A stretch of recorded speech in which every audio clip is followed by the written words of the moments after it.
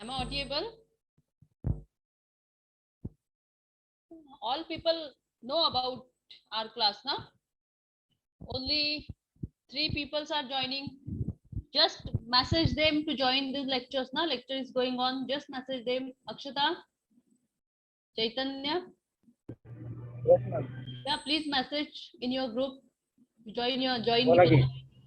yes, ma'am.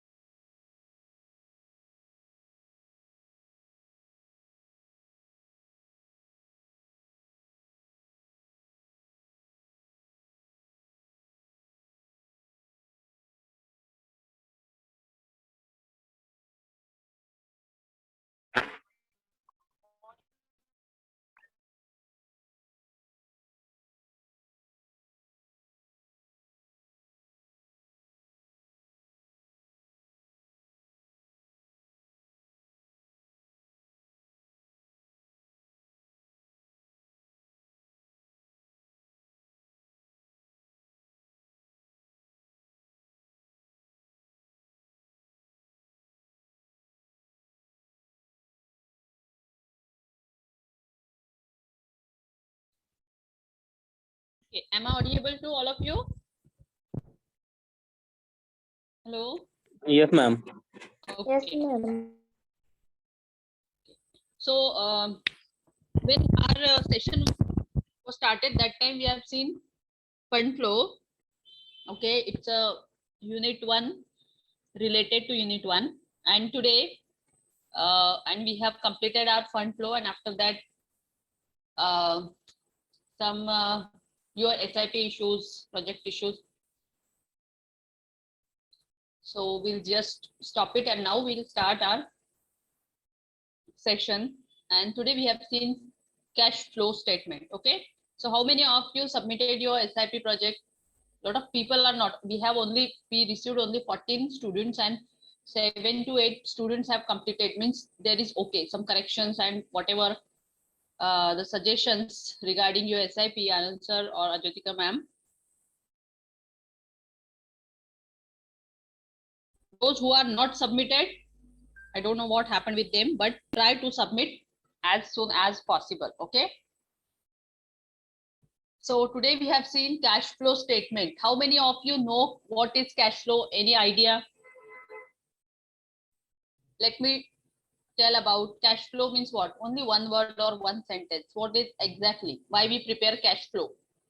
And what time we required to prepare a cash flow? Come on. गलत हुआ तो भी चलेगा. Just try ना. Yes, you are working, so you know about it. So those who are working, they will tell very perfectly what is cash flow. Yes. Have you know? Ankur.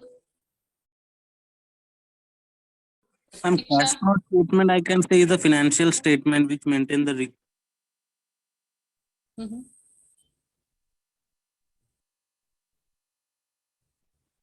Yes.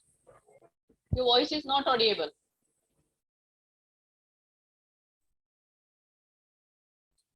Okay, no issue.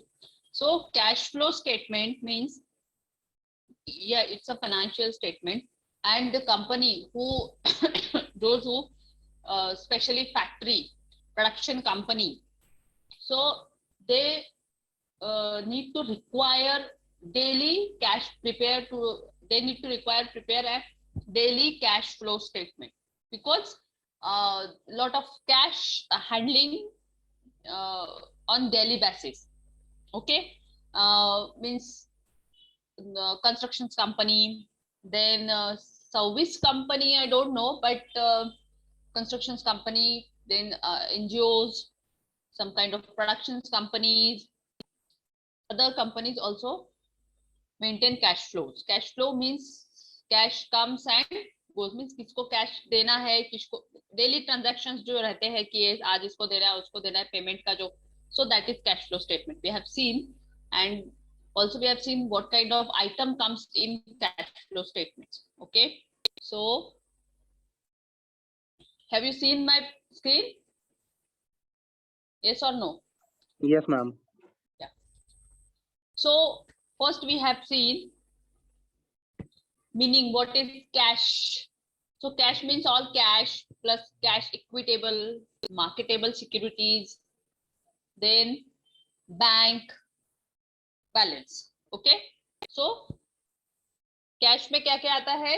Equitable cash जो daily basis पे routine होती है, जो daily basis पे आती है, marketable securities market में जो हम इन्वेस्ट करते हैं, है ना, एंड बैंक में जो बैलेंस होता है हमारा, है ना, करंट बैलेंस आज की डेट का, that is cash. So flow means flow of cash from business to economy and economy to business, cash flow and cash outflows. yes ना, cash आई cash गई, cash आई cash गई, आज यहाँ से इतना पैसा आया इसको दिए, that means flow.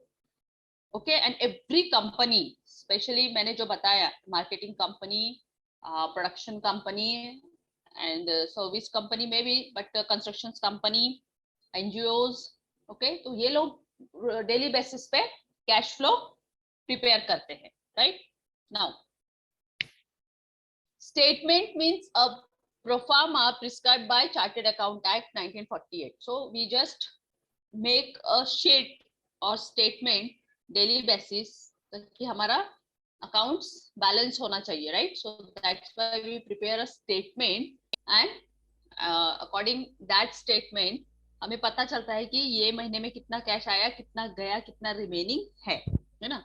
So a statement prepared from the horistical data, income statements and balance sheet means different company. अगर मेडिकल है तो वो डिफरेंट टाइप का बनाएगी, प्रोडक्शन कंपनी है तो उनका हर एक का फॉर्मेट होता है as per company act 1958 and 2013. अभी 2016 और 17 हमें फॉलो करना होगा.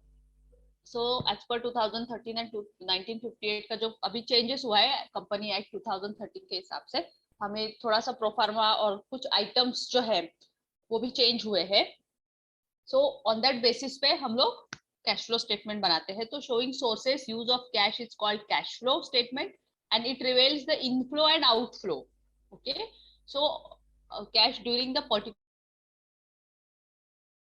prepared for a year, half year and quarter for any other duration. आप monthly बना सकते हो, weekly बना सकते हो, daily बना सकते हो, whatever. But it's important. अगर daily बनाते हो तो ज्यादा better है, आपके माइंड में रहेगा कि क्या क्या आज हो रहा है. स्पेशली जो एंटरप्रेन्योर्स होते हैं, small business, they required to prepare that it because daily collection basis पे उनका फ्लो होता है, सोर्स होता है.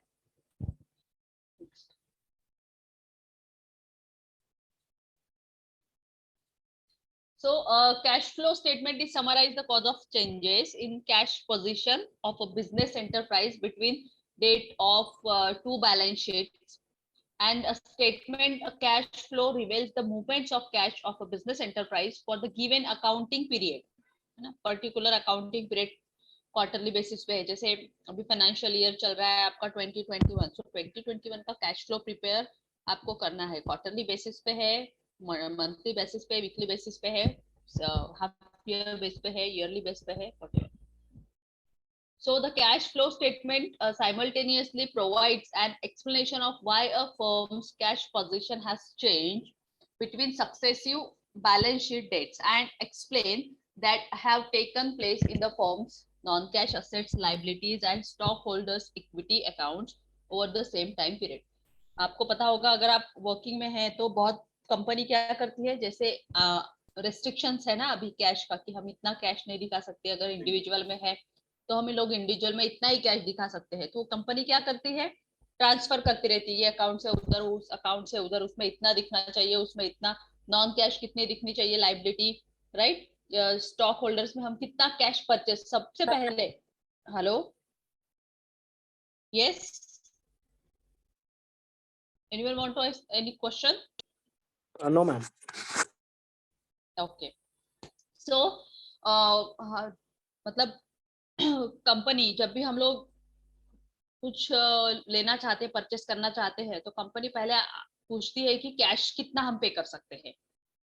ठीक है, तो उसमें लिमिटेशंस होता है. जैसे गोल्ड में भी लिमिटेशंस है कि हम इतना ही गोल्ड कैश में परचेस कर सकते हैं. कैश का बिल आपको उसमें लिख के देगा कि कैश, राइट. तो अभी तो डिजिटलाइजेशन है लेकिन फिर भी कैश में परचेस करने वाले बहुत है. जब से ये डिमोनेटाइजेशन हुआ है तब से सब बंद हुआ है, बट लोग अभी भी कैश में ही परचेस करते हैं. बहुत सारे लोग, जैसे कोई ओकेजन हो, धनतेरस हो या कोई भी अक्षय तृतीया कोई भी हो, तो कैश में परचेस करते हैं. ठीक है, लेकिन उसमें लिमिटेशन है. अगर ज्यादा हम कैश, उसमें भी टैक्स लगता है ना, अगर ज्यादा हम कैश में पे करें तो 2% या 1% ऐसा कुछ है, डिपेंड करता है. उसमें भी है कि गवर्नमेंट एम्प्लॉय है तो उनका अलग रहता है, और इंडिविजुअल आप परचेस कर रहे हो फैमिली के लिए, गिफ्ट एज ए गिफ्ट कर रहे हो, तो उसमें भी है ट्रांजेक्शन 50 का आपका एग्जेम्प्ट है. So इसका ऑब्जेक्टिव क्या है कि to show the cause of changes in cash balance between two balance sheets dates and to indicate the factor contributing to the reduction of cash balance in spite of increase the profits and vice versa. Obviously profit को increase करने के लिए हमें balance sheet को balance करने के लिए cash flow दिखाना होता है कि कितना कहाँ से कैश आया, कितना डेटर्स से आया, कितना क्रेडिटर्स से आया और गया.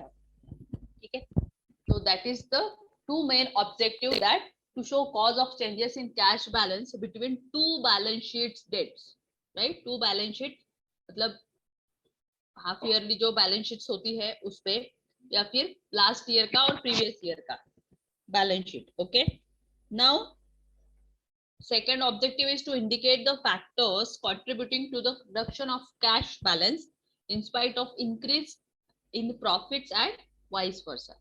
ऑब्वियसली प्रॉफिट के लिए हम लोग cash statement, cash flow, fund flow बनाते हैं।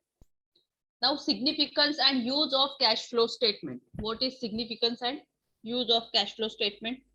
So there is two reasons, explain the reasons for low cash balance. Okay, so in spite of huge profit or large cash balance in spite of low profits. ठीक है, so अगर हमें ज्यादा profit चाहिए, if you need a huge profit, big profit, so you need to show low cash balance. अगर आपको profit कम चाहिए तो आपको कैश क्या करना होगा, ज्यादा बताना होगा। ठीक है, so it hating to liquidity. जब बहुत जैसे कंपनी में कभी कभी बहुत ज्यादा इमरजेंसी आ जाती है तो हमारे पास कैश नहीं होता है, सो दैट टाइम ये are taking loan from bank like ad hoc basis and lot of loans, kinds of loan provided by bank to owners or companies. Okay, so that time, that is the liquidity time की जब हमें चाहिए होता है, वो तब inflow के through, bank के थ्रू हमारे पास आ जाता है। सो शॉर्ट टर्म में है ना, जैसे हमारे पास अभी है नहीं, कहाँ से लाए, तो हम बैंक को रिक्वेस्ट करते हैं, बैंक बोलते हैं ठीक है 3 महीने के लिए हमने आपको 1 करोड़ दे दिया, 3 महीने में आपको इतना इतना इंटरेस्ट के साथ पे करना है, बट हमारा जो काम था वो हो गया है ना। सो that is short term financial decision हमने लिया और वो पे किया। तो वो भी हमें मेंशन करना है कि इस वक्त हमने कहाँ से पेमेंट किया, क्योंकि जब ऑडिट होता है तो यू शो देम प्रूफ कि आपके पास पैसा कहाँ से आया और कितना आपने पे किया। सो that is most important. Then it shows the major sources and use of cash. Okay, so the management with the aid our project cash flow statement can know like how much cash will be needed. जैसे भी कोई project होता है तो सबसे पहले decide किया जाता है उसका कॉस्ट, उससे कितना लगेगा, है ना, उसमें कितने एक्सपेंसेस लगेंगे, कितना पेमेंट करना है, कितना प्रोडक्ट बाहर से मंगवाना है, all that. So we just prepare a project, we just prepare a budget, cash budget. Okay, अभी बजट आया है, किसी ने पढ़ा क्या, कब से स्टार्ट होने वाला है, किसी को पता है बजट? टाइम ही नहीं मिलता मैडम, बहुत बिजी रहते हैं हम लोग तो, है कि नहीं? इसलिए हम बजट पढ़े ही नहीं, देखे भी नहीं, ये तो नाम ही नहीं सुना कि हमारा फाइनेंस मिनिस्टर निर्मला सीतारामन है, बराबर है कि पता है? ये तो पता है। ये पता है, लेकिन यार तुम लोग फाइनेंस पढ़ रहे हो, आपको फाइनेंस बजट के बारे में पता होना चाहिए। पढ़िए, अभी आ रहा है, 2 सेशन हो गए शायद, आज भी था, कोई बात नहीं, आप यूट्यूब पे लिंक होती है उसमें देखिए।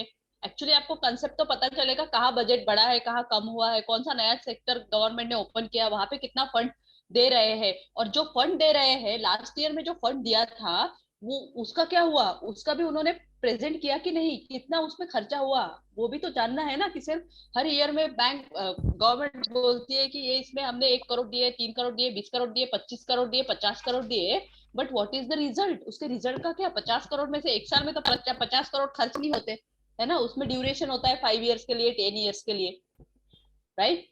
तो ये सब पढ़ो, पता चलेगा ना।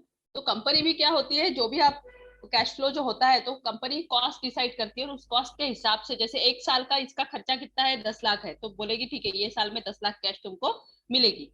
ठीक है, कम ज्यादा अगर बच गई तो गुड एंड वेल, नहीं तो फिर एक्स्ट्रा तो उसका प्रूफ देना पड़ेगा, एक्स्ट्रा क्यों चाहिए, क्या काम आ गया, ऐसा कौन सा मशीन या कौन सा पार्ट आपने परचेस कर लिया। So every proof you required, क्योंकि सारी ऑडिट में ये सारी चीजें लगती है। कैश फ्लो तो बहुत ही इंपॉर्टेंट है। ठीक है, so how much cash will be needed, सबसे पहले डिसाइड होता है प्रोजेक्ट, देन उसके on that basis cash decide होती है। From which sources it can be obtained, then उस प्रोजेक्ट को चलाने के लिए पैसा कहाँ से, प्रोजेक्ट मिला है, गवर्नमेंट ने बोला है कि 50% उनके क्लॉजेस होते हैं, है ना, गवर्नमेंट के। जैसे मुझे पता है कि मैं कंस्ट्रक्शन कंपनी में थी काफी सालों से, तो जब भी हमें कोई गवर्नमेंट का प्रोजेक्ट मिलता था, तो या उसे हम टेंडर बोलते हैं, तो उस टेंडर में सबसे पहले हमें इन्वेस्ट करना पड़ता था, है ना, गारंटी देनी पड़ती थी, बैंक गारंटी कि यस हमें ये प्रोजेक्ट मिला है, और उसके अगेंस्ट में हमने 80% 25% बैंक गारंटी दी है। का रहता था कि 3 मंथ में अगर आपका 25% वर्क कंप्लीट हो गया विथ ऑल रिपोर्ट, ठीक है, रिपोर्ट भी सबमिट करने पड़ते थे कि हमने क्या क्या किया है, तब जाके गवर्नमेंट हमको 50% अमाउंट पे करती थी, सब रिपोर्ट ऑडिट होने के बाद। उसमें भी टाइम लगता था, लेकिन उनका ये भी था कि हम ये आपको, आपने जो भी गारंटी दी है या जो भी कुछ दिया है, वो हम आपको तब रिफंड करेंगे जब आपका पूरा काम कंप्लीट होगा। तो उसमें भी क्लॉज रहता था 3 इयर्स का, 5 इयर्स का प्रोजेक्ट, जितना बड़ा प्रोजेक्ट उतना ज्यादा इन्वेस्टमेंट रहता था। तो वो करता था कि भाई कहाँ से हम क्या लेंगे, फिर वो प्रोजेक्ट का रिपोर्ट बना के बैंक में सबमिट करना करते थे, फिर बैंक पूरा वेरिफिकेशन करने के बाद हमें उस प्रोजेक्ट के लिए लोन देती थी, राइट। सो ये बहुत ये सारा प्रोसेस होता है। Then how much can be generated internally, आप इंटरनली क्या क्या उसके प्रूफ रखते हो, इंटरनली आप उसे कैसे अकाउंटिंग कर रहे हो, फिर तुरंत, हाँ, एसएपी में हम लोग वो अकाउंट, हम लोग वो प्रोजेक्ट के नाम से ही पूरा अलग अकाउंट बनाते थे, या उस कंपनी के नाम से या उस प्रोजेक्ट का ही पूरा नया अकाउंट बनाते थे, और उसी अकाउंट में वो सारा एंट्री, उसका डाटा, कहाँ कितना प्रोजेक्ट है, कितना प्रोजेक्ट का कॉस्ट है, कितना आया उसमें, कितना गया, वो सब उसका मेंटेन करते थे, ताकि जब वो फाइनल हो जाए आफ्टर 5 इयर्स तो उसमें पता चले कि ये प्रॉफिटेबल है या लॉस में है। सैप में तो पूरी रिपोर्ट जनरेट हो ही जाती है, पता ही चलता है। तो इस तरह से वो इंटरनली सारा मेंटेन करते थे कि हमारे पास भी उसका प्रूफ होना चाहिए। Then how much could be obtain from outside. अब आउटसाइड में भी हमें जब काम होता है तो अब बहुत सारे पीपल को पैसा तो देना ही होता है, कोई कुछ गड़बड़ कर रहा है, कोई कुछ, तो उसका भी रिकॉर्ड मेंटेन करना होता है कि ठीक है ये काम में वो कुछ प्रॉब्लम था तो हमने इसको दिया, लेकिन उसका भी रिकॉर्ड आप मेंटेन करो, कंपनी को करना होता है ना। जितने भी गवर्नमेंट के प्रोजेक्ट होते हैं उसमें ये सारे प्रॉब्लम्स होते हैं। Then it helps the management in planning the repayment of loan, replacement of assets, credit arrangements, etc. ये तो जब भी कोई नया प्रोजेक्ट होता है तो उसमें हमें मशीनरीज लगती है, बहुत सारी चीजें लगती है, तो उसका रिपेमेंट हम कैसा करेंगे, बैंक ने तो लोन दिया है, बैंक ऑन दैट बेसिस हमें दे भी रही है, तो सारे डॉक्यूमेंट्स ये वो करके ही वो सारी चीजें होती है। और उसका असेट्स, क्योंकि अभी कोई भी प्रोजेक्ट हम लोग कर रहे हैं, अभी नई मशीनरी चाहिए, तो ऑब्वियसली वो मशीनरी 3 साल यूज होने के बाद वेस्ट जाएगी, बट नहीं, वो मशीन हम और दूसरी जगह भी क्या कर सकते हैं, यूज कर सकते हैं एज अ एसेट, या फिर कोई और प्रोजेक्ट के लिए चाहिए तो हम वहां पे भी ट्रांसफर कर सकते हैं। ओके, फॉर एग्जाम्पल, बहुत सिंपल एग्जाम्पल देती हूँ मैं आपको क्योंकि मैं काम कर चुकी हूँ इसमें। सो जब मैं एक, मतलब एज अ मैनेजर, जब मैं एक कंपनी में 15 कंपनीज हैंडल करती थी, तो मेरे पास कितने प्रोजेक्ट थे, मान लीजिए 15 प्रोजेक्ट्स, ठीक है। तो ये 15 प्रोजेक्ट कहाँ कहाँ के थे, मान लीजिए एक इंदौर का था, बैंगलोर का था, एक राजस्थान का था, मुंबई के 2 थे, पुणे के 2 थे, ठीक है, और क्या, भोपाल में था एक, इतना 3 नागपुर के थे, ऐसे करके। तो ऐसे 15 प्रोजेक्ट्स को टीम थी, ठीक है। हर एक प्रोजेक्ट के लिए मेरे पास 4 to 5 पीपल थे। तो उनका रिपोर्ट चेक करना, मतलब डेली बेसिस पे, है ना। सबको इंस्ट्रक्शंस दे चुकी थी, सबको एसएपी का ट्रेनिंग दे चुका, मतलब मिल चुका था, सब लोग एसएपी में काम कर रहे थे। मैं सिर्फ बैठ के चेक करती थी कि यस, इन दो बंदे ने एंट्री की कि नहीं, क्या क्या आया आज, कौन सा मटेरियल आया, कौन सा परचेज किया, आज एक्चुअल में क्या काम हुआ, कितना पेमेंट हुआ। तो वो बंदा वहां से क्या करता था, फटाफट एंट्री करता था। मैं कहीं भी रहूं, वहां सिर्फ लॉग इन किया कि मुझे पता चल जाता था कि क्या है क्या नहीं, कितना कैश आया है कितना, और मैं सबका मिला के रिपोर्ट बना के मैनेजमेंट को देती थी कि यस, आज की डेट में मेरे पास इतना कैश है, मुझे कल इतना पेमेंट करना है, ठीक है, और इसके लिए मुझे और कैश लगेगी, ठीक है। तो ऐसा रिपोर्ट, तो फिर वहां से दूसरे दिन मेरे पास कैश आता था और मैं सबको डिवाइड करती थी, और मुझे ये भी बताना पड़ता था कि भाई आज मुझे कितना कैश मिलने वाला है, ठीक है, क्योंकि रिपोर्टिंग रहता है। तो ये सारी चीजें, स्टेटमेंट्स, इतने सारे प्रोजेक्ट्स हैंडल, और सारे प्रॉफिट में ही रहते थे, एक आध दो ही होते थे जिसमें लॉस हुआ है, या फिर नो प्रॉफिट नो लॉस हुआ है, ऐसा कोई भी प्रोजेक्ट नहीं होता जिसमें नो प्रॉफिट प्रॉफिट ही होता है। भले ही एक आध साल कम ज्यादा होता है तो पहले ही हम लोग बहुत कमा लेते हैं, या फिर लास्ट में हमें वो सारा पैसा गवर्नमेंट से जो भी हमने इन्वेस्ट किया है ईएमआई में, सॉरी बैंक गारंटीज में, उनका रिटेंशन मनी का क्लॉज होता है 50%, बहुत सारे क्लॉजेस होते हैं, तो उस बेस पे हमें ये फिर अगर प्रोजेक्ट बहुत अच्छा हुआ गवर्नमेंट का तो उसमें अवार्ड भी मिलता था। तो ये सारी चीजें मतलब इस तरीके से आपको भी आगे प्लान करके वो करना है। तो cash flow is most important. अगर आप फोकस करते हो कैश फ्लो पे तो आपके सारे ट्रांजैक्शंस, आपका सारा डाटा, रिपोर्ट्स बहुत पॉजिटिव होते हैं और it helps to increase a profit. Okay, balance sheet में प्रॉफिट के लिए बहुत इंपॉर्टेंट होता है। So this is the theory of cash flow. So a comparison of actual cash flow statement with the projected cash flow statement helps in understanding the variations and control of cash expenditure. Cash flow हमें, जैसे मान लीजिए आज मेरे पास 15,000 की cash है, सब हो गया और मेरे दिमाग से स्किप हो गया कि आज मुझे 25,000 का पेमेंट करना था, बट मेरे दिमाग से स्किप हो गया। मैं खुश हूँ क्योंकि आज मेरे पास 50। लेकिन फिर जब रात में सब वाइंड अप होने के बाद मुझे याद आता है कि ओ माय गॉड, मैंने तो 25,000 का पेमेंट करना था, मैंने चेक किया मेरे पास 15,000 है। So at that time what should I do, मुझे क्या करना चाहिए ऐसी सिचुएशन में? अगर मैं बॉस को फोन करती हूँ तो मुझे वो डांटेगा, फिर भी मैं हिम्मत करके उनको बोलती हूँ सर ऐसा ऐसा रह गया है और एक पेमेंट मेरा नहीं हुआ है, मुझे अभी याद आया। तो वहां से इंस्ट्रक्शंस आएंगी, मुझे मेल करना होगा कि that kind of payment we have not done today and some kind of mistake have done whatever। वहां से पैसा आएगा, मैं पेमेंट करूंगी, या फिर मुझे ही अरेंज करना होगा कहीं से, है ना। अभी रात में तो कोई बैंक बैंक तो ओपन होती नहीं है, फिर मुझे फोन करके सामने वाले को बताना होगा। ऐसी सारी सिचुएशंस होती है, बहुत सारी सिचुएशंस को हैंडल करना होता है। बट अगर उस दिन आपने पेमेंट नहीं किया तो आपको दूसरे दिन विथ पेनल्टी विथ इंटरेस्ट के साथ वो पे करना होता है। और बैंक के जो क्लॉजेस होते हैं वो बहुत स्ट्रिक्ट होते हैं। जब भी आप कोई प्रोजेक्ट पे काम करते हो तो वो प्रोजेक्ट के कॉस्ट के हिसाब से आपको रेट ऑफ इंटरेस्ट लगाती है, राइट। सो ये सारी चीजें ध्यान में रखनी होती है। Next, so procedure for the preparation of cash flow statement, what we required to make or to prepare cash flow statement।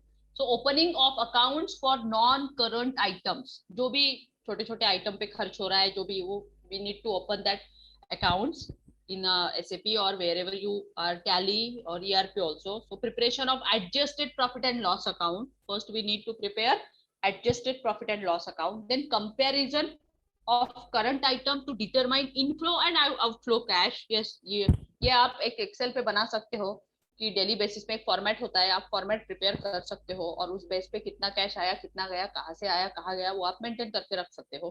then preparation of cash flow, on that basis you need to prepare cash flow statement। so we need 4 kind of statements like opening of account for non current items। जैसे अगर कोई नया project है, उसका account ही नहीं मिल रहा है तो आप डालेंगे कहाँ एक्सपेंसेस, तो first we need to prepare that to open the account। then adjusted profit and loss account, it's must adjust करना होता है।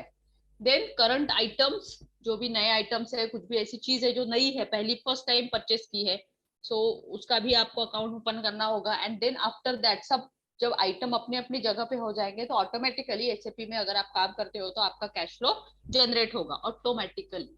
ओके, अगर आपको बाय हैंड बनाना है तो नो इशू, आप वैसा भी बना सकते हैं, लेकिन बहुत सारे अकाउंट्स उसके लिए ओपन करने पड़ेंगे। then 3 components of cash flow statement, that is cash flow from operating activities, daily activities operate जो होता है, cash from financing activities and cash from investing activities। okay, तीनों का अलग अलग होगा। ऑपरेटिंग एक्टिविटीज मतलब प्रोडक्शन कंपनी है तो रिगार्डिंग दैट उसके लिए आपको कैश फ्लो प्रिपेयर करना है। देन फाइनेंसिंग एक्टिविटीज है, मतलब इसको गया, इसका आया, उसका गया, ये बनाना है, वो बनाना है, डिपॉजिट करना है, ठीक है, रिटेंशन पे करना है, on that basis. Then cash from investing activities, आपको इन्वेस्ट करना है, उसके शेयर परचेस कर लिए या कुछ कहीं म्यूचुअल फंड में डाल दिया, फिक्स में डाल दिया, लैंड परचेस कर ली, so that is a different. Next, so cash flow from operating activities means what? So operating activities are the principal revenue producing activities of the enterprise and other activities that are not investing and financing activities। okay, investing and financing activity जो नहीं है, जो सिर्फ related producing से है, production से है, only that activity comes in operating activities, and hence these are the results of those transactions and events that determines the net profit or loss.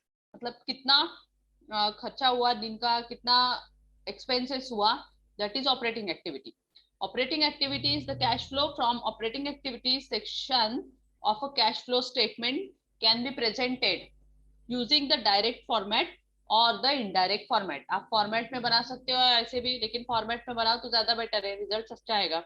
The bottom line is the same but the to begin at different points. Companies are free to use either format. Below is an example of both formats. हर company का अलग अलग format होता है, on that basis they prepare their cash flow statement. Direct method में क्या होता है, show how much cash comes in for sales and how much cash went out for inventory and other operating expenditure. ठीक है, ये direct है कि आने वाला और जाने वाला, इनकम एंड आउटकम. ये एक ऐसा फॉर्मेट होता है. एंड इनडायरेक्ट मेथड में start with net income as a figure that summarize most of the cash transactions for operating activities in a firm. वो नोट डाउन करते हैं डायरीज में या फिर उनके रजिस्टर में मेंटेन करते हैं, that type. So however net income also includes transactions that ये not cash, so we must eliminate the non cash transactions from the net income figure to arrive at the accurate presentation of cash flow from operating activities. Okay, so indirect method इतना important नहीं है अगर आप proper format के साथ work करते हो. जैसे एसएपी का रूल है, अगर आप करेक्ट डाटा डालोगे तो आपको करेक्ट इंफॉर्मेशन मिलेगा, है ना. अभी तो सभी जगह सॉफ्टवेयर में ही काम होता है. जीएसटी में भी हम सॉफ्टवेयर यूज कर रहे हैं जीएसटी पे करने के लिए, और क्योंकि बहुत इजी जाता है ना. अगर एक्सेल शीट में आपने पूरा वर्क कर लिया तो it's really easy to pay out. अगर हम फॉर्मेट यूज करते हैं तो format is really really helpful to direct payment, और हमारा टाइम सेव होता है man. So that is we need to use format. So cash flow from operating activities में from sales of goods or service, from interest and dividend income. मैंने देखा है आपके second year के स्टूडेंट्स ना SAP के ट्रेनिंग को बहुत ही कम ज्वाइन होते हैं. अभी ये जो सेशन हुआ था आपका ये Saturday, I know some technical issue की वजह से आप लोग ज्वाइन नहीं हो पाए थे. हमने लिंक सेंड की है, आप देख लीजिए. बहुत अच्छा सेशन था. उन्होंने एसडी के बारे में बताया है और एमएम के बारे में बताया है. मतलब सेल्स का रिपोर्ट कैसे जनरेट होगा, सेल्स को हमें कैसे एसएपी में लेना है, किस तरह से हमें प्रोफार्मा बनाना है, एमएम के लिए क्या प्रोसेस है, किस तरह से हमें अप्रूवल लेना है, क्या क्या आइटम्स उसमें आएंगे और किस तरह से आपका रिपोर्ट जनरेट होगा. राइट, सो जस्ट आप लोग देखिए उस लिंक को एक बार, नोट कर लीजिए कि एसडी और एमएम का मॉड्यूल जो है वो कैसा, क्योंकि सैप में बहुत सारे मॉड्यूल्स है. ठीक है, लेकिन आप फाइनेंस के हो, आपसे रिलेटेड है, और ये सेशन जो था लास्ट का बहुत सही था. बहुत ही डिटेल में मैम ने बताया कि किस तरह से प्रोसेस की जाती है. ठीक है, तो then cash outflow, cash inflow में हमें sales of goods and service का देखना है कि कितना सेल्स हुआ है और कितना हमें इनकम हुआ है, और इंटरेस्ट एंड डिविडेंड इनकम कितना हुआ है वो भी हमें इनफ्लोज में आएगा.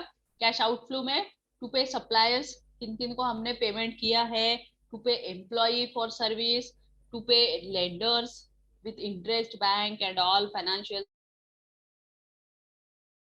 Tax, then to pay other suppliers for other operating expenses. ठीक है, ये आउटफ्लोज में आता है. और ऑब्वियसली पेमेंट ही हमें ज्यादा करना होता है, इनकम तो बहुत ही कम होता है. बट सेल्स अगर आपका अच्छा है तो ऑन दैट बेसिस यू सभी के पेमेंट्स आप इजीली कर सकते हो. सो अगर आप अपने प्रोफाइल में डालोगे कि आपने एसएपी का भी किया है, आपको एसडीएमएम के मॉडल के बारे में पता है, तो they ask question on the time of interview, so you elaborate very well and definitely you will get a good job. Okay, because SAP is the most requirement of multinational companies especially. Okay, so और आपको certificates भी मिल रहे हैं उसके. so please join the, और अपने other colleagues को भी बताइए, अदरवाइज यू नीड टू पे 1000 rupees only. maybe last time I have seen some 35 students are not attending, 35-40 students are not attending SAP. Okay. Then the section of the cash flow statement reports the company's net income and then converts it from the actual basis to be current liability account. Okay, such as जैसे account receivable होता है, कहाँ पे होता है account receivable? Anyone?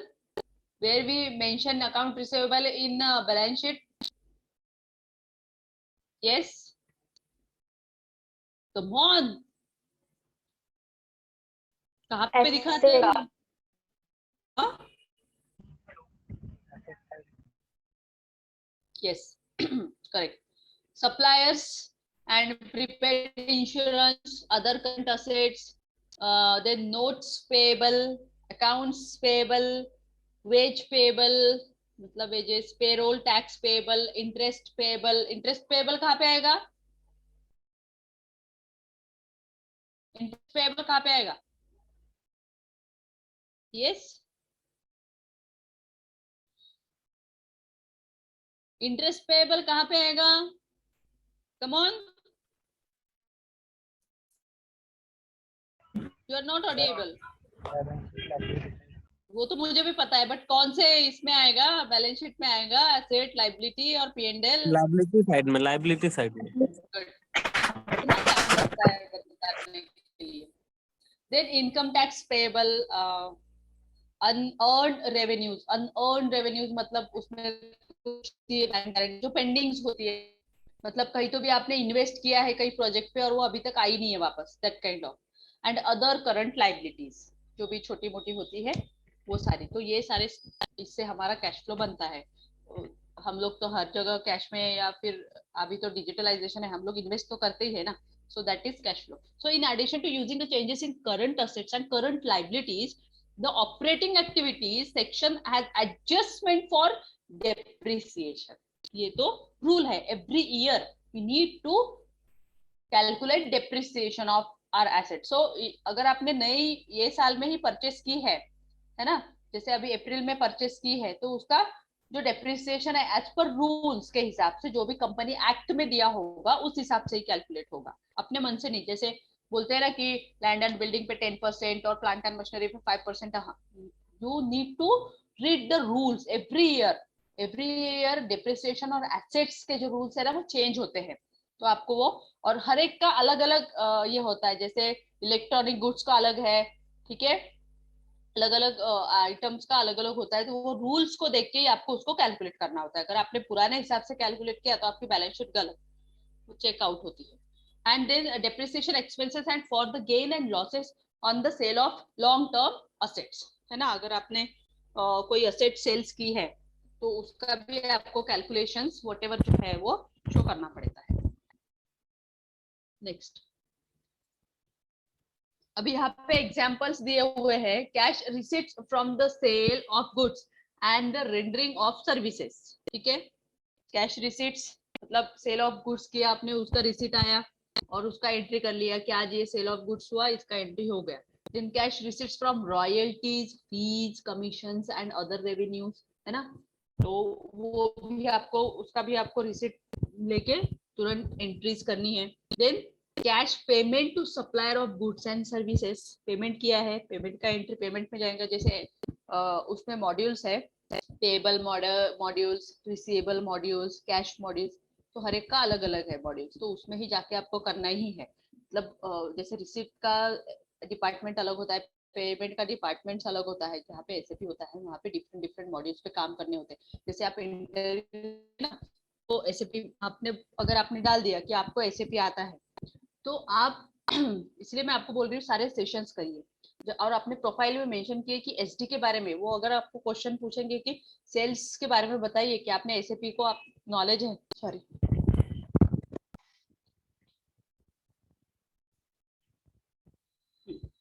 आपको SAP के बारे में पता है, तो एसडी के में क्या होता है, एक्चुअल एमएम में क्या होता है, पेमेंट का क्या है, रिसीट का क्या है, तो आपको बताना आना चाहिए, ठीक है।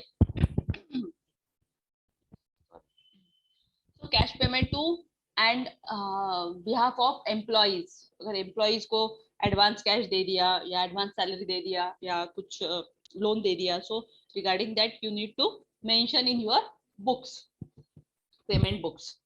Then cash receipt and cash payment of insurance enterprise for premiums and claims, annuities and other policies benefits. बहुत सारी अगर कंपनीज होती है वो एम्प्लॉय की पॉलिसी निकालती है तो उसका भी प्रीमियम उनको पे करना होता है.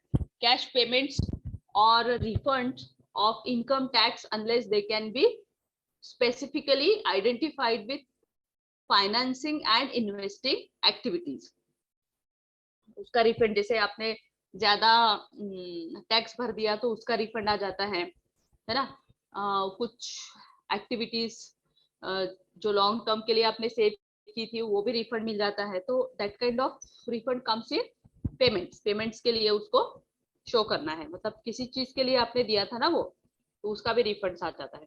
Cash receipts and payments relating to future contracts, forward contracts, option contracts and swap contracts when the contracts are held for dealing or trading purpose, only business purpose. ठीक है, इंडिविजुअल में नहीं आएगा. so that is the example of. now cash flow from investing activities.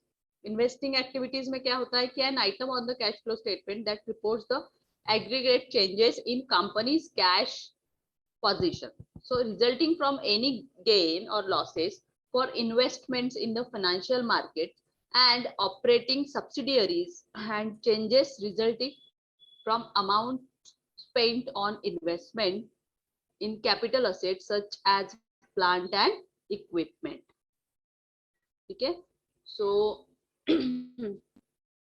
plant and equipments पे जो भी हम लोग या कंपनी जो इन्वेस्ट करती है ना, नया प्लांट लेना, नई मशीनरीज लेना, so that is also comes in investment activities in cash flow, क्योंकि वो कंपनी का असेट्स है. Then investing activities include the acquisition and disposal of long term assets and other investments not included in cash equivalents, but the separate disclosure of cash flows arising from investing activities is important. बहुत सारी चीजें होती है जिसमें invest करती है, लेकिन जो भी इन्वेस्टमेंट करता है जहां पे भी, तो उसका मेंशन करना जरूरी है. ठीक है, कहाँ कहाँ किया है investment. If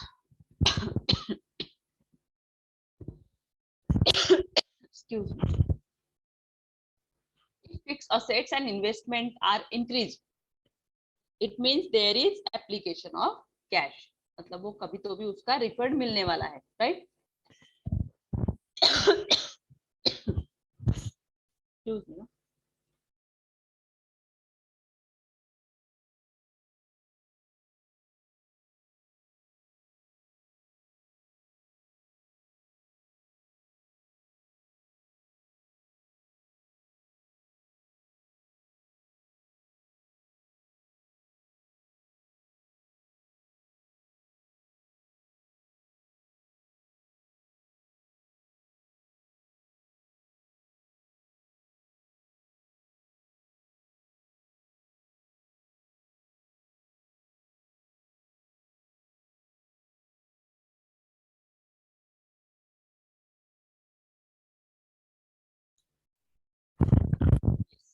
Sorry. So if fixed assets and investment are reduced, it means like that कि there is a source of cash, and so cash for investing should increase. Got it? So that is the source of cash.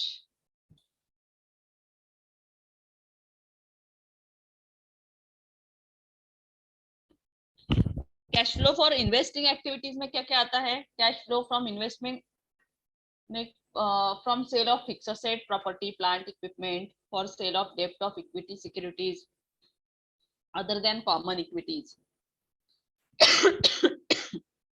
And outflows में to acquire fixed assets, same है, property sale कर दी या plant cell कर दिया, कोई equipment purchase और cell कर दिया, व्हाटएवर, या फिर परचेस कर लिया आपने. ठीक है, टू परचेस डेप्ट और इक्विटी सिक्योरिटीज, कोई कहीं डेप्ट में कोई सिक्योरिटी आपने, तो कोई स्टॉक या फिर कोई शेयर्स आपने परचेस कर लिए, that is. So cash flow statement में जो हम रिपोर्ट्स बनाते हैं लॉन्ग टर्म असेट्स के लिए, उसके लिए क्या क्या लगता है? Long term investments, land, building, equipment, furnitures and fixtures and any kind of vehicles.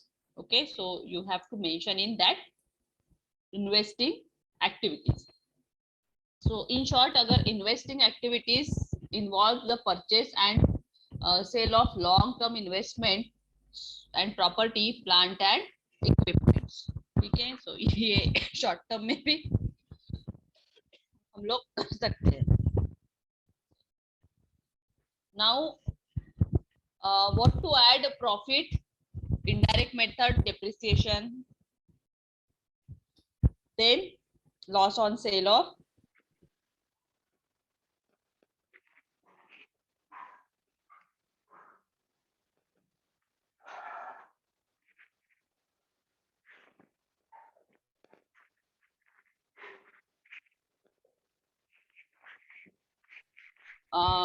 loss on sale of fixed assets, then amortization of intangible assets ना। हमारे पास जैसे हम लोग कोई व्हीकल या प्रॉपर्टी परचेस करते हैं तो अमोर्टाइजेशन कंपनीज जो होती है, स्पेशली लोन बैंक, हमें एक अमोर्टाइजेशन शेड्यूल देती है कि ऑन विच डेट को हमें ईएमआई पे करना है, कब तक पे करना है, with interest, with principal and all.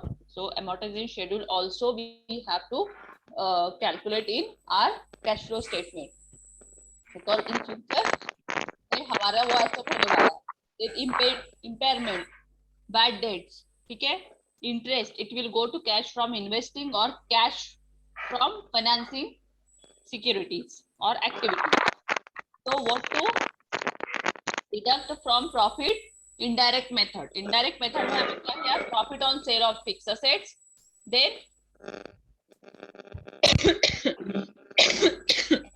sale, cash payment to acquire fixed asset, including intangibles, cash receipts from disposals of fixed assets, shares, warrants, debts, instruments of other enterprises, and increase joint ventures. Okay, then cash advances and loans made to third parties, cash payment and receipt for future contract, forward contract, option contract and swap contract, same जो हमने पहले activity में देखा था, that all comes in this activity. Now Ma'am, sorry to interrupt. Will you please mute Deepika from your side? Hello, yes, Ma'am, will you please mute Deepika? Yeah, it's okay. या, Ma'am, it's okay now. Yes. So cash flow from financing activities, what it is? The separate disclosure of cash flows arising from financing activities is important because it is useful in predicting claims of future cash. Predicting, जैसे LICs में वगैरह हम लोग, तो वो predictions रहता है कि हमें स्पेशली मार्केट में भी हम लोग जो इन्वेस्ट करते हैं, तो ऑन दैट predictions कि आफ्टर 5 years अगर इतना हो गया है ना, तो हमें इतना अमाउंट मिलेगा। So on that prediction basis, prediction claims of future cash flows by provided of fund flow or provided by fund. So both capital and loan, both are involved in. So to the enterprises, and financing activities are activities that results in changes in the size and composition of the owner's capital. Owners का जो capital रहता है उस पे depend करता है। So including preference share capital in the case of company and borrowing of the enterprises. So जो हम कंपनीज में कैपिटल तो होता ही है, लोन भी होता है, और जितना भी पैसा हम लोग इन्वेस्ट करते हैं वो फ्यूचर इन्वेस्टमेंट के लिए ही होता है, व्हाटएवर, बट वो प्रेडिक्शन बेसिस होता है कि वो मिलेगा, और मिलता भी है। हर बार हमारा प्रेडिक्शन वेस्ट नहीं जाता है, सो अगर वो हो जाता है तो हमारा शेयर कैपिटल, मतलब सिर्फ कंपनी के नाम से बोल रही हूँ मैं, इंडिविजुअल नहीं, तो उस पे हम अगर बोरो करके लोन लेके, अभी तो गवर्नमेंट हर प्रोजेक्ट के लिए लोन वगैरह दे ही रही है, सो ऑन दैट बेसिस अगर हमारा अच्छा इंप्रूव होता है तो वो मतलब जो भी हम फाइनेंस में इन्वेस्ट करते हैं वो सक्सेस होता है. So accounts for external activities such as issuing cash dividends, adding or changing loans, issuing some, selling more stocks, every everything comes in financial activity. So cash received from issuing stocks or debt, cash paid as dividends, and for the acquisitions of debt stock, जो भी होता है उसका calculation उसमें होना चाहिए. जैसे company जो होती है बहुत सारी लोन बेसिस पे ही सारी चीजें लेती है, लोन पे, तो उसका सारा रिकॉर्ड हमारे पास होना चाहिए. और जब कोई एसेट हम परचेस करते हैं उसका अगर लोन कंप्लीट हो गया है तो उसका एनओसीज, उसका पूरा प्रोसेस हमारे पास होता है, ताकि वो पूरी तरह से हमारी हो गई after paying the loan debt. Okay, तो ये सब जितना भी है लोन से रिलेटेड, कैपिटल से रिलेटेड, इन्वेस्टमेंट से रिलेटेड, ये सब फाइनेंस में आता है. मतलब इन्वेस्टमेंट मीन्स लाइक दैट, ये जो इसमें दिया है वो, ठीक है, claims, debts, stock, whatever. Now क्या आता है कैश फ्लो फाइनेंसिंग एक्टिविटीज में? फ्रॉम बोरोविंग, ये तो ज्यादा ही होता है कंपनीज में. From the sale of the firm's own equity securities, अगर कंपनी अपने ओन शेयर्स सेल कर रही है, जैसे टाटा के मिल रहे हैं मार्केट में, तो अभी मैक्सिमम कंपनीज है जो अपने शेयर्स ला रही है. नाउ कैश आउटफ्लोज में क्या आएगा? टू अमाउंट बोरोड, कितना बोरोइंग अमाउंट हमने पे किया. To repurchase the firm's own equity securities, कितना सिक्योरिटीज परचेज किया. And to pay share holders dividend, कितना डिविडेंड भी हमने शेयर होल्डर्स को दिया. So that items comes in only financing activities, cash flow of financing activities. Depend करता है आप कहाँ पे काम कर रहे हो. अगर आप स्टॉक एक्सचेंज कंपनी में काम कर रहे हो तो उनका जो कैश फ्लो रहेगा ना वो डिफरेंट रहेगा. प्रोडक्शन कंपनी में आप अगर कर रहे हो तो उनका डिफरेंट, मल्टीनेशनल के तो डिफरेंट होते हैं क्योंकि वो डेली बेसिस पे बनाते हैं. और आप अगर कहीं कंस्ट्रक्शन कंपनी में उनका डिफरेंट होगा. So different companies make their cash flow different format and different activities, सबका अलग अलग होता है. इन्वेस्टमेंट कंपनी में अगर आप काम कर रहे हो तो उनका अलग ही होगा, क्योंकि वहां पे इन्वेस्टर ज्यादा रहते हैं, इन्वेस्ट करने वाले ज्यादा होते हैं, पेमेंट बहुत कम होता है इन्वेस्टमेंट कंपनीज में. स्टॉक एक्सचेंज में भी इन्वेस्टमेंट ज्यादा होता है, आने वाले ज्यादा होते हैं, जाने वाले भी होते हैं, आने वाले भी होते हैं, बंद भी हो जाती है बहुत सारी company. So that is the financing activities of cash flow. Same उसमें भी आएगा कि व्हाट काइंड ऑफ आइटम्स कैसे आएंगे. Notes payable generally due after 1 year जो होते हैं, बॉन्ड्स पेएबल आते हैं इसमें. डिफर्ड इनकम टैक्स, राइट, जिसने भरा नहीं हो या 2 साल से भरा नहीं, अभी भर रहा है एक साथ, deferred income tax. Preferred stock जो आज की डेट में नया आया है या जो भी है. Paid in capital in excess of preferred stocks, जो पुराना है अभी नया आ गया. जैसे आपने वो फिफो लिफो मेथड सीखा होगा ना ग्रेजुएशन में, है ना, first come first out, last come first out. So that kind of, तो वही आइटम, वही स्टॉक का आज का डेट का रेट अलग रहेगा, है ना, मतलब कल अलग था, आज अलग था. तो दैट इज कॉल्ड कि एक्सेस ऑफ पर प्रीफर्ड स्टॉक, कितना एक्सेस है सेम अमाउंट का. अगर सेम अमाउंट का नहीं है, डिफरेंट अमाउंट का है, तो उसका बैच भी अलग होगा. ये सारी चीजें अगर आप मेडिसिन कंपनी में, फार्मास्यूटिकल कंपनीज में काम करते हो तो वहां और ज्यादा अच्छा आपको सीखने को मिलेगा, क्योंकि वहां पे बैच वाइज होता है, सारा स्टॉक वाइज होता है ना. प्रोडक्शन कंपनी में भी वैसा ही होता है. कॉमन स्टॉक जो आपका डेली का है, कॉमन जो मतलब चल ही रहा है, जैसे बैंक का है कोई, वो that is also comes in that activity. Paid in capital in excess of पर कॉमन स्टॉक, है ना. पेड इन कैपिटल मतलब जो आपका कैपिटल है ना, एक्सेस कॉमन स्टॉक पे, मतलब आज भी बोल दिया कि नहीं इसी में इन्वेस्ट करो, इसी में इन्वेस्ट करो, that kind of. Retain earnings, आपको अर्निंग्स कहाँ कहाँ से आ रहा है, रिटेन अर्निंग्स.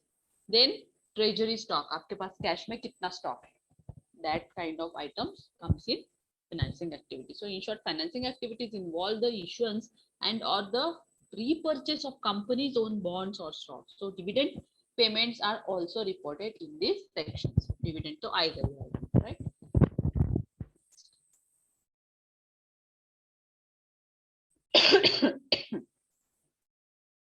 इसमें आपको एग्जांपल्स भी दिए हैं कि cash proceeds from issuing shares और अदर सिमिलर इंस्ट्रूमेंट। ठीक है, सो शेयर्स पे हम लोग कैश कितना इन्वेस्ट कर रहे हैं, क्या प्रोसेस है, वो भी फाइनेंसिंग में आता है। Then cash proceeds from issuing debentures, loans, notes, bonds and short term and long term borrowings. Then cash repayments of amounts borrowed such as redemptions of debenture, bonds, preference shares and all. ठीक है, कल हम इसका problems देखेंगे, problem से और भी ज्यादा आपको अच्छे से समझ में आएगा। Then that is the format of cash flow statement. Okay, so this format of cash flow statement जैसे आपको बनाना है तो पहले क्या है, cash flow from operating activities. उसमें कौन से आइटम आएंगे, जब भी हमने देखा था कि net profit before tax and extra ordinary items. ठीक है, तो ए बी सी इसमें हम कैलकुलेट करेंगे। तो एक्स्ट्रा ऑर्डिनरी आइटम्स में क्या आता है, एडजस्टमेंट में depreciation and amortization, provision for doubtful debts, foreign exchange gain or loss, dividend, interest and gain or loss on sale of fixed assets or investment. ठीक है, then operating profit before working capital changes, adjustment to for changes in working capital में bills receivable, debtors, inventories, prepaid expenses, bills payable and creditors, total outside. Then cash generated from operations में income tax paid, cash before extraordinary items इसमें आएगा। Then net cash from use in operating activities. Then B में आएगा cash from investing activities, उसमें purchase of fixed asset, proceeds from sale of fixed asset, purchase of investment, proceeds from sales of investments, then interest received, dividend received. ठीक है, cash flow from financing activities में proceeds from issue of shares, debentures, proceeds from long term debts, repayment of long term debts, redemption of debentures, redemption of preference shares and dividend paid and interest paid, and net cash from use in financing activities A B C तीनों का total करके क्या होगा,